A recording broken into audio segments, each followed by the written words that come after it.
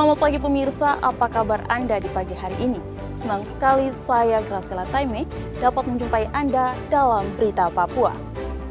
Sejumlah berita menarik dan teraktual telah dirangkum tim redaksi kami. Berikut 3 berita utama hari ini. Dengan tangan dan kaki masih diborgol, seorang narapidana kabur dari lapas Merauke.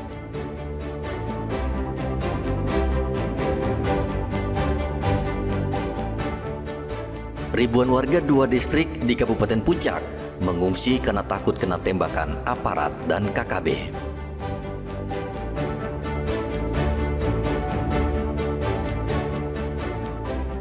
Gubernur Papua Barat Daya desak Presiden tutup tambang nikel di sekitar lokasi wisata.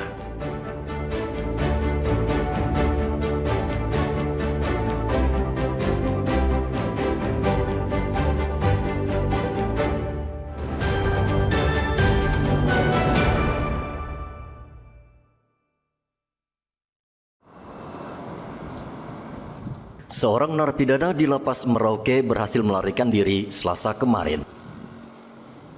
Narapidana itu bernama Royko yang baru saja divonis 1 tahun penjara dalam kasus penganiayaan. Petugas dibuat terkejut dengan keberhasilan Royko melarikan diri.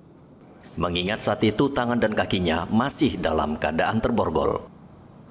Polisi menduga ia melepas borgol dan melompat tembok lapas yang memiliki tinggi 6 meter.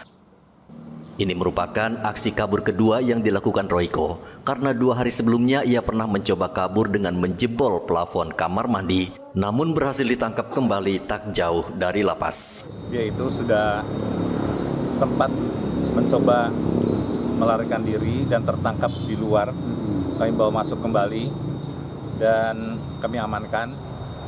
Nah, kemudian pada pagi hari tadi kami lihat di CCTV jam 4 itu berusaha melarikan diri. Tetapi yang bersangkutan karena di dalam itu rasa terancam, jadi kami tempatkan di sini di koridor bawah. Kami borgol tangan dan kakinya dengan tidak melupakan aspek keamanan dan dia untuk supaya tidak diapa-apain gitu ya. Kondisinya manjat. Jadi dia naik dulu ke lantai 2, itu ada pintu, kemudian turun lewat sebelah sana. Begitu ya. Yang masih kami dalami adalah cara melepaskan diri dari borgolnya itu. Hingga saat ini petugas lapas bersama pihak kepolisian tengah melakukan pencarian intensif di sekitar wilayah Merauke. Warga diimbau melapor ke kantor polisi jika melihat pelaku. Muhammad Ridwan melaporkan dari Merauke, Papua Selatan.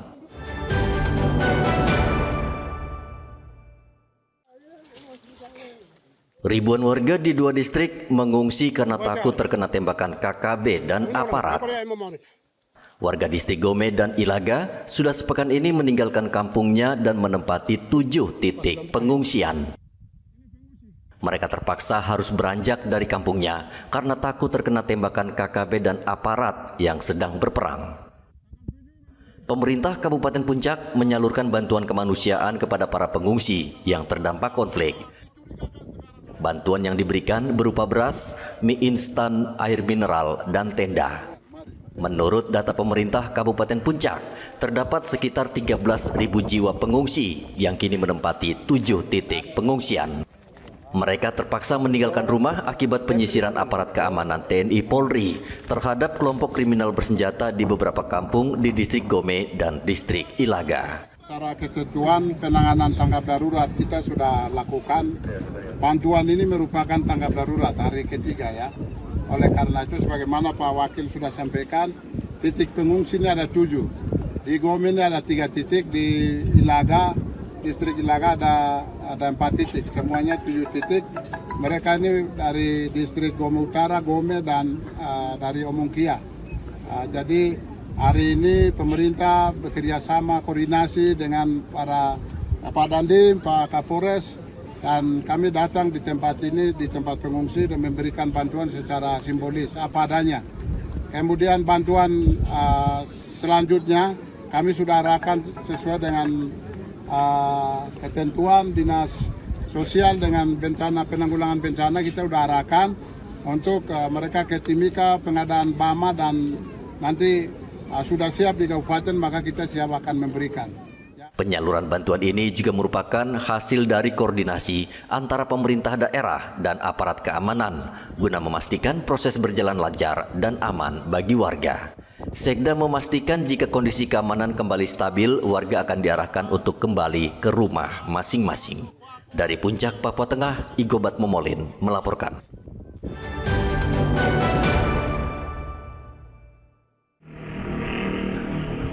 Hanya berselang 2 hari, pelaku penganiayaan terhadap Blandina, seorang mahasiswi di salah satu universitas Merauke, bernama Michael Jackson, akhirnya menyerahkan diri ke polisi.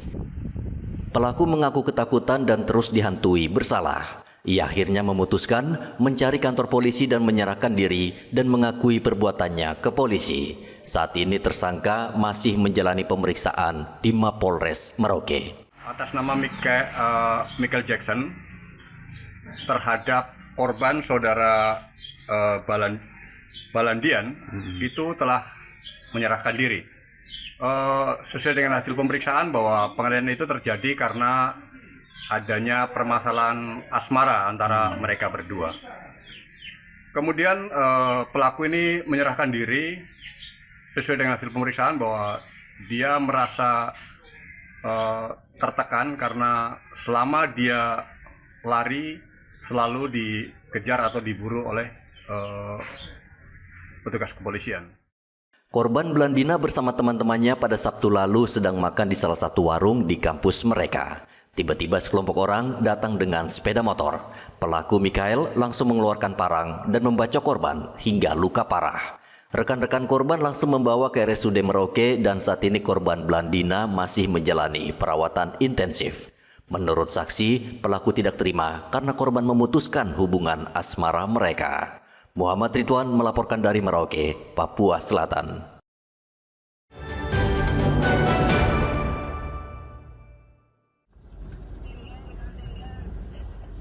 Kisruh pertambangan nikel di Kabupaten Raja Ampat, Papua Barat Daya terus menjadi perhatian.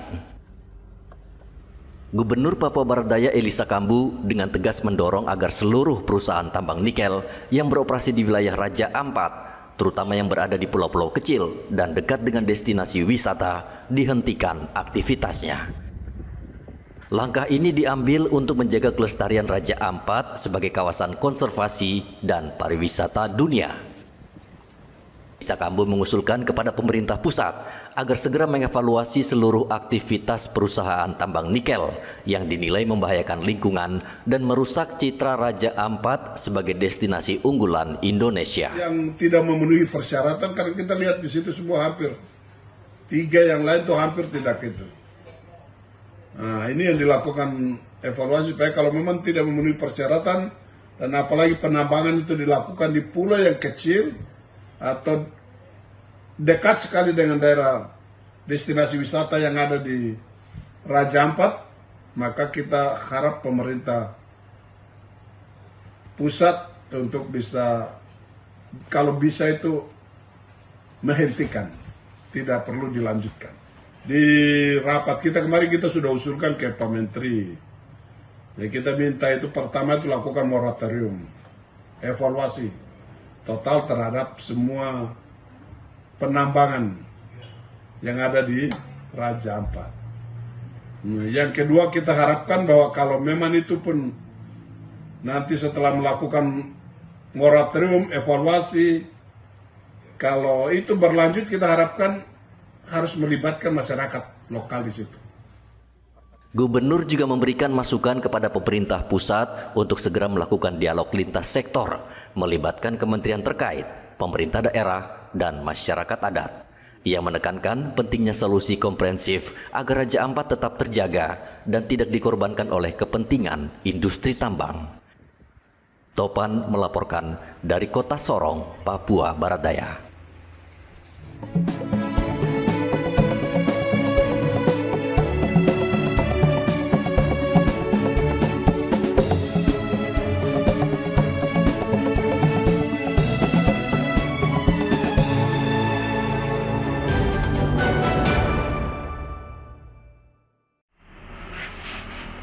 Harga beras premium di tingkat petani kembali mengalami kenaikan. Meski kenaikannya tidak terlalu signifikan, yakni sebesar Rp500 per kilogram. Hal ini tetap memberikan dampak pada rantai distribusi, khususnya bagi para pedagang. Kenaikan ini cukup memukul para pedagang pasar, meskipun untuk saat ini mereka memilih untuk tidak menaikkan harga jual ke konsumen. Menurut Ismail, salah satu penjual beras, mereka baru akan menaikkan harga apabila kenaikan dari petani mencapai lebih dari Rp1.000 per kilogram. Untuk harga beras premium sekarang ini di tangan petani memang mengalami kenaikan ya? Iya, sekarang ada kenaikan 500 per kilo, Rp100. Dari tangan petani, itu jenis apa itu, beras apa itu? Itu dari beras premium. Premium itu ya, seperti apa itu? Contohnya kayak Impari 42, 32, Mambramo, Ciliu. Nah, sementara ini kan Anda masih jual dengan harga standar. Kenapa tidak dinaikkan juga? Kalau saya sih terkesan juga dengan konsumen. Konsumen jadi saya ya? masih tetap jualnya. Oh gitu. Iya. Nanti kira-kira kenaikannya kalau umpama 1.000, 2.000 pasti akan dinaikkan juga gitu? Ya pasti kita naik. Hingga saat ini harga beras premium di pasar masih dijual dengan harga Rp15.000 per kilogram untuk jenis Impari, Mambramo, dan Ciliwung. Muhammad Ridwan melaporkan dari Merauke, Papua Selatan.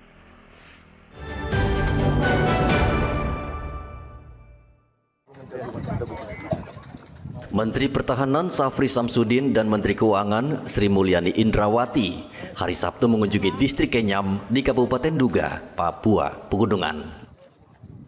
Distrik Kenyam merupakan daerah rawan konflik sehingga kedua pejabat tinggi ini dalam kunjungannya harus menggunakan rompi anti peluru serta pengawalan ketat. Kedua menteri meninjau langsung kondisi prajurit yang berada di pos komando taktis Yonif 733 Masariku dan berdialog dengan warga. Sri Mulyani mengatakan ia ingin melihat langsung kondisi Kabupaten Duga agar kebijakan dalam penggunaan anggaran tepat sasaran.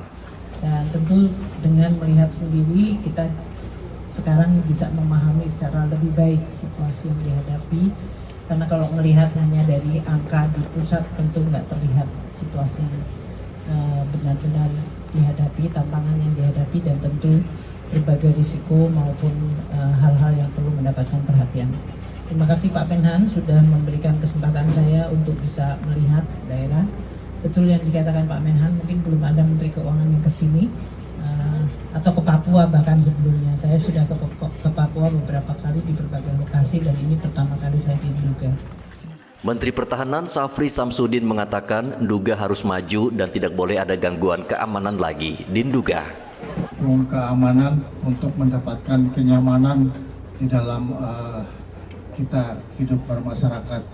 Sekali lagi kami sangat berterima kasih atas sambutan yang diberikan kepada kami. Semoga doa bapak-bapak dan ibu-ibu sekalian yang ada di sini akan menyertai prajurit-prajurit yang sekarang bertugas untuk membantu masyarakat. Dan saya cuma titip kalau bisa Forkominda memberi izin Badan Gizi untuk bisa ikut serta membantu adik-adik kita yang memerlukan makan bergizi setiap hari. Kunjungan kedua menteri tersebut mendapat pengamanan ketat dari personel gabungan TNI Polri sejak mereka tiba di Bandara Kenyam hingga ke tempat pertemuan. Provinsi Papua Pegunungan merupakan basis kelompok separatis KKB. Bulan April 2025, KKB membunuh belasan warga sipil yang sedang menambang emas di 2 kabupaten di provinsi ini. Arthur melaporkan dari Nduga, Papua Pegunungan.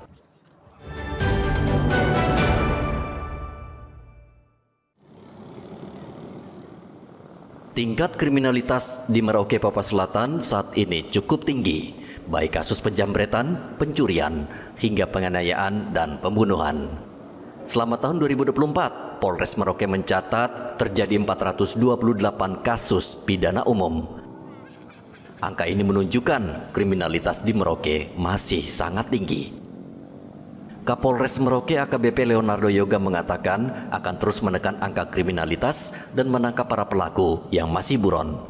Leonardo juga meminta masyarakat waspada dan tidak mengenakan perhiasan mencolok di tempat umum. Ada warga masyarakat Merauke untuk senantiasa menjaga kewaspadaan terhadap barang-barang berharga.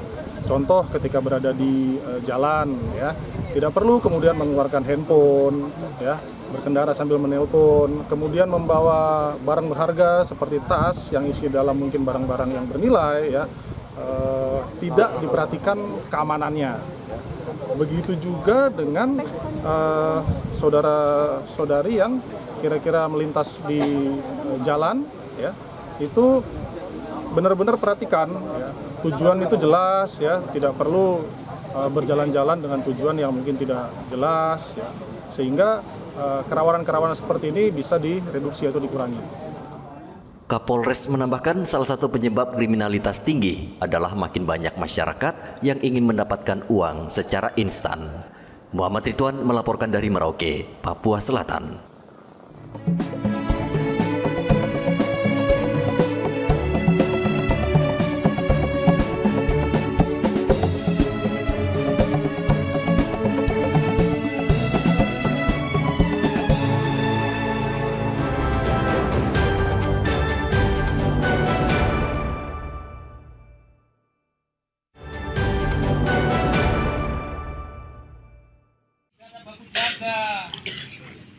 Pemerintah Kabupaten Puncak Jaya kembali mendamaikan dua kelompok pendukung calon bupati dan wakil bupati yang terlibat bentrok. Untuk mendamaikan mereka, pemerintah memberikan bantuan uang sebesar 10 miliar rupiah untuk melaksanakan ritual adat proses perdamaian. Uang tersebut diambil dari APBD Kabupaten Puncak Jaya tahun anggaran 2025. Penjabat Bupati Puncak Jaya bersama Forkompimda menyerahkan langsung bantuan uang tersebut kepada kedua kubu. Masing-masing kubu mendapat 5 miliar rupiah.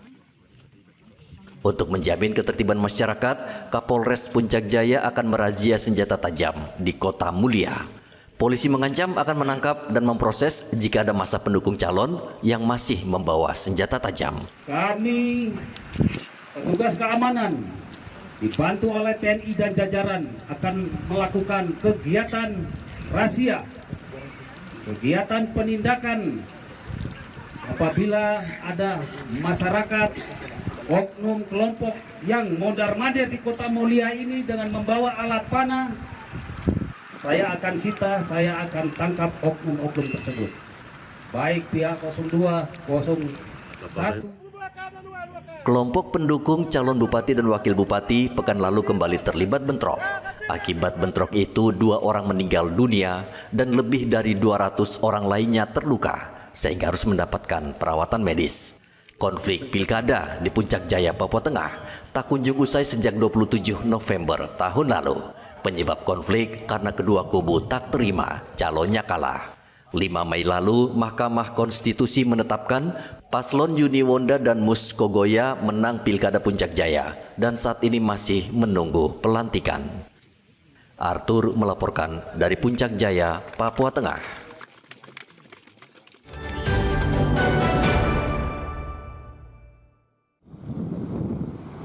Kebutuhan darah di Merauke, Papua Selatan terus mengalami peningkatan.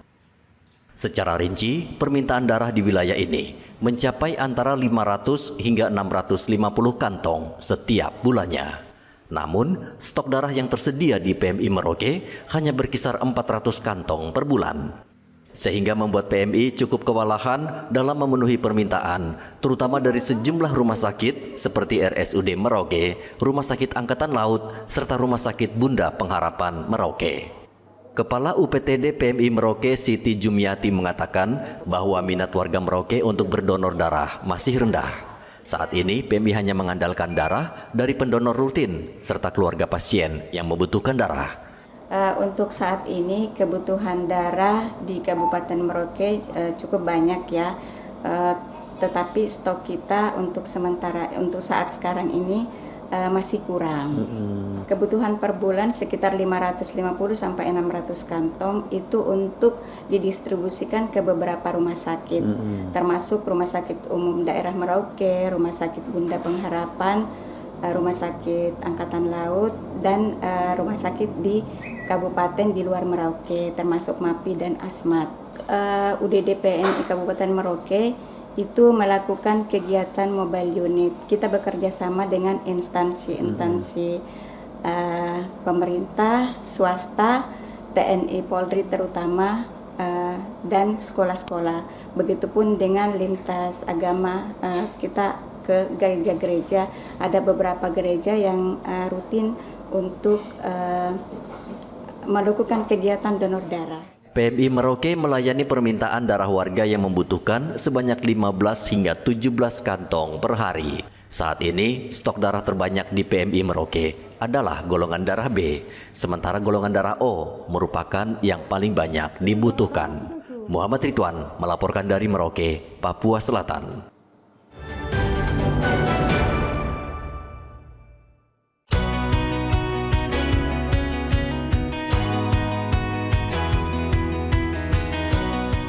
Jalan-jalan ke Jayapura, Anda tidak saja disuguhi oleh pemandangan yang indah, namun Anda juga bisa membeli souvenir atau oleh-oleh khas Papua yang berada di Pasar Hamadi ini.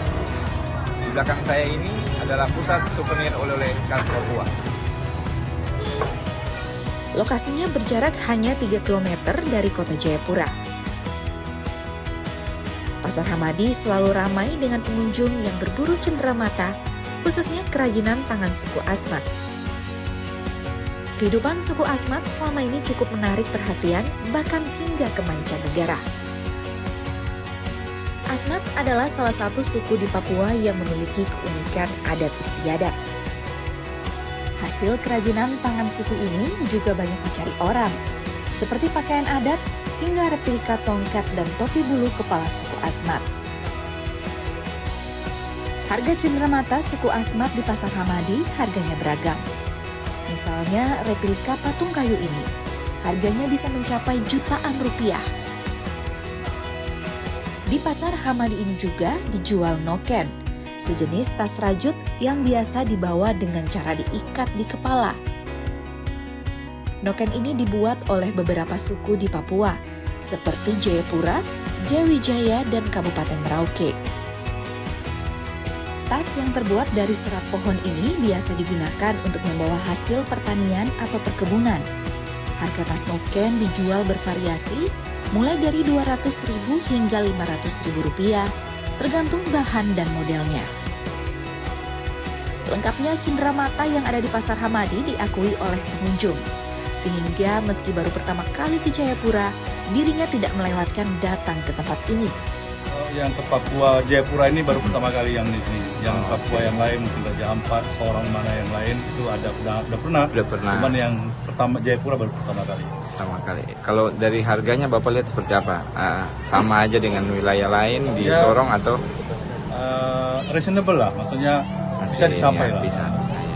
Namanya seni seperti ini harusnya berada di suatu lokasi yang lebih terpisah dari pasar ya, supaya dia tidak crowded, tidak berdebu. Ini kan barang-barang yang memang harus bersih gitu ya, supaya nilai jualnya juga tidak turun.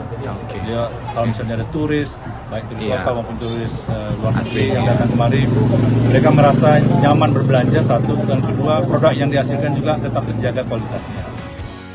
Barang-barang seni yang dijual di Pasar Hamadi asli hasil karya masyarakat setempat yang datang menawarkan produknya pada para pedagang pernak-pernik. Utamanya nih senang koleksi, senang kumpul-kumpul.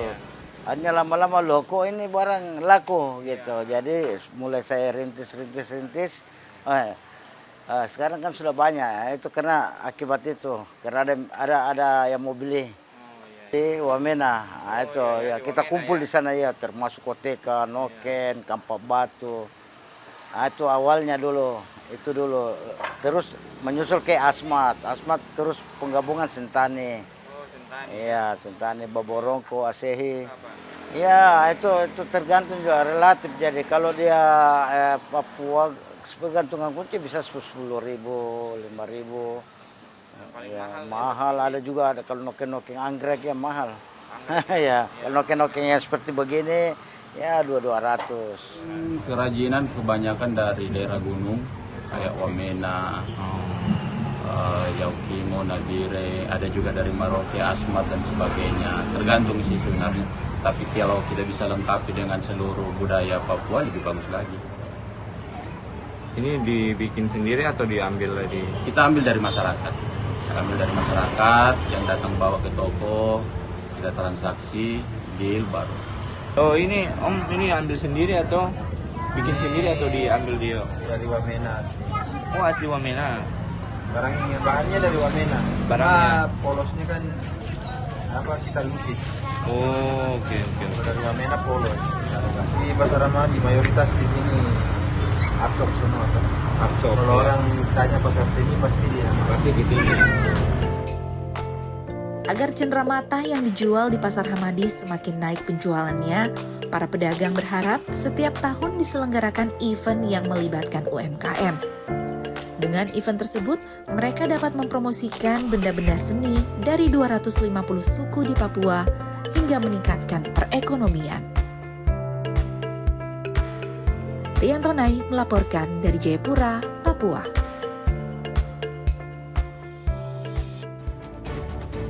Pemirsa, informasi tadi sekaligus mengakhiri jumpa kita dalam Berita Papua. Saya Graciela Taime mewakili kerabat kerja yang bertugas menyampaikan terima kasih, selamat beraktivitas, sampai jumpa. Wanyambe.